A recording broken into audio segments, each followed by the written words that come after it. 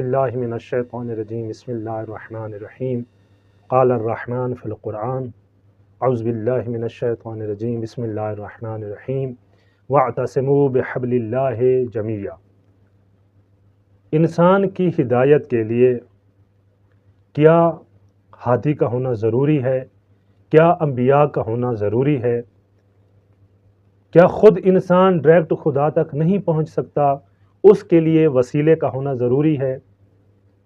جی ہاں، انسان کے لیے ایک وسیلے کا، ایک ہادی کا ہونا ضروری ہے، جو ہادی، جو رہبر اسے خدا تک پہنچا سکے، جو اس کی ہدایت کر سکے۔ اگر انسان خود بخود خداوند متعال تک پہنچ سکتا تو خداوند متعال قرآن مجید میں وسیلے کا ذکر نہ فرماتا۔